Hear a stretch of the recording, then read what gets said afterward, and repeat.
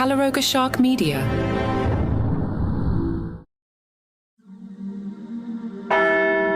The Vatican's Liturgical Planning Office has announced Pope Leo XIV's worship calendar for June, featuring papal celebrations each Sunday, alongside significant religious observances.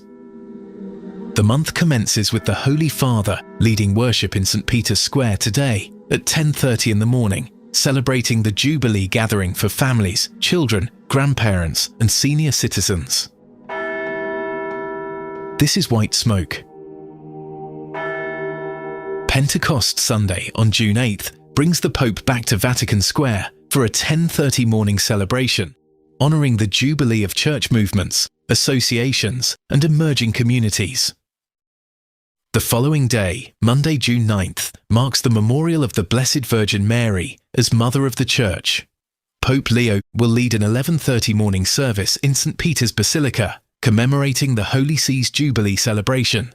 A significant administrative gathering occurs Friday, June 13th, when the Pope convenes an ordinary public consistory with the College of Cardinals at 9 in the morning.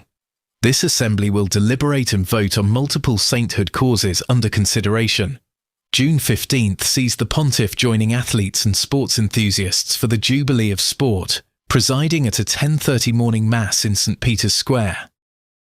The Feast of Corpus Christi, formerly known as the Solemnity of the Body and Blood of Christ, falls on June 22nd. Pope Leo will lead a 5 o'clock evening service at the Basilica of St. John Lateran, followed by participation in the traditional Eucharistic procession to the Basilica of St. Mary Major. Friday, June 27th, the Pope returns to St. Peter's Square for a 9 o'clock morning celebration of the Solemnity of the Most Sacred Heart of Jesus. The month concludes with the Solemnity of Saints Peter and Paul on June 29th, when Pope Leo will preside at a 9:30 morning Mass in St. Peter's Basilica, honouring these foundational apostles of the Church. This intensive liturgical schedule demonstrates the new Pope's commitment to regular public worship and engagement with various Catholic communities through the Jubilee year celebrations.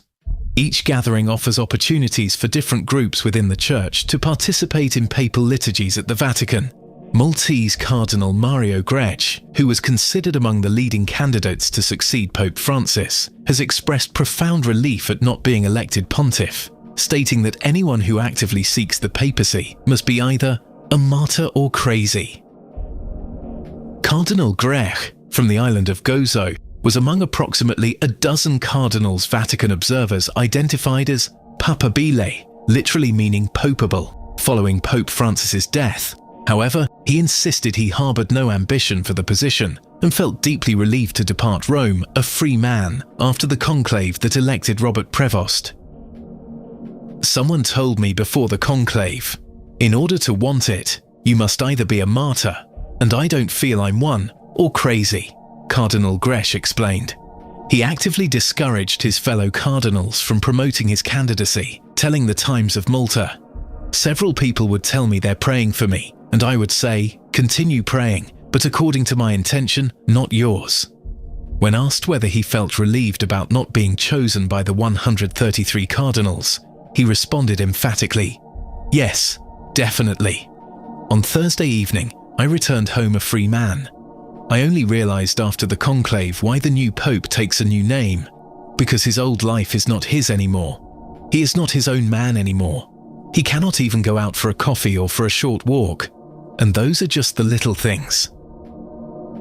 The 68-year-old cardinal, appointed by Pope Francis in 2020, emphasised that not every cardinal desires the papal office, noting that similar reluctance exists throughout the Catholic hierarchy. Approximately 25% of priests selected by the Pope to become bishops are declining the promotion, according to Cardinal Grech. They don't want it because the burdens of authority in the Church are truly immense, he explained. As a member of the Synod of Bishops, he witnesses this phenomenon firsthand. When a bishopric becomes vacant anywhere around the world, we receive dossiers from the local nuncio detailing 3 nominees. We review these files, rank the candidates by preference, and submit them to the Pope for his final selection. Yet, it's increasingly common for the chosen candidate to decline. Roughly 25% refuse the appointment. 1 in every 4 priests chosen by the Pope to be bishops are refusing.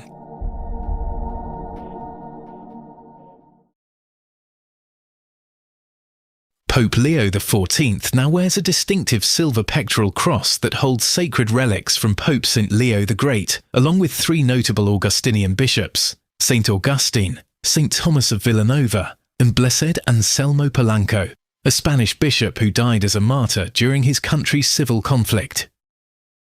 Nearly 16 centuries have passed since the original Pope Leo championed church unity, emphasized the authority of Rome's bishop, established the doctrine of the Incarnation, authored some of the Roman Missal's most eloquent prayers, and earned the title the Great.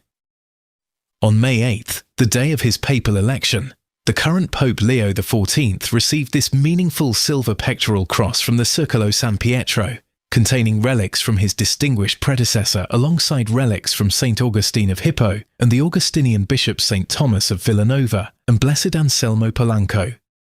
The Circolo San Pietro originated in Rome during 1869, when a group of young Catholics responded to Blessed Pope Pius IX's encouragement, accepting their first charitable mission of feeding those in poverty.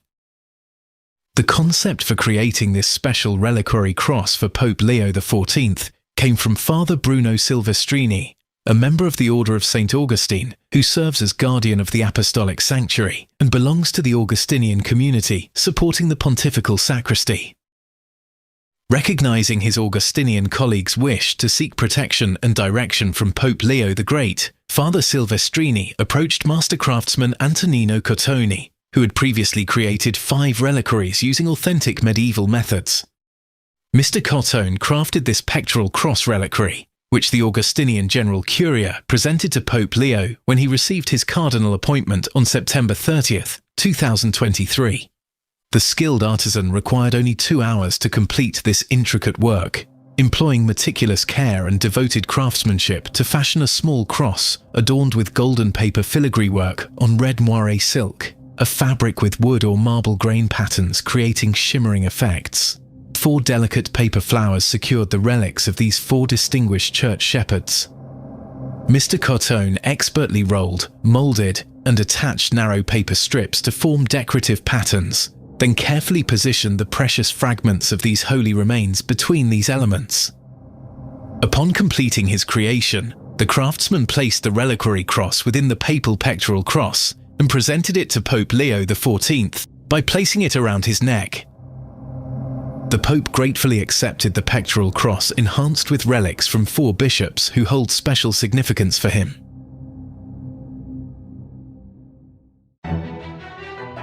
There's always something brewing behind palace walls, whether it's Prince Harry and Meghan Markle making headlines from afar, or Prince William and Princess Catherine quietly preparing for the future throne. I'm Mark Francis, and on Palace Intrigue, we cover every twist, turn, whisper, and wink. From royal drama to daily gossip, follow Palace Intrigue wherever you get your podcasts. You know the silhouette, the squint, the voice that cuts like a blade. Clint Eastwood isn't just a movie star. He's a myth, a mayor, a cultural fault line, and maybe the last great American icon. Eastwood Reloaded tells his story one chapter at a time. The hits, the flops, the chaos between the scenes. Because legends aren't born, they're built. Eastwood Reloaded. Listen now wherever you get your podcasts.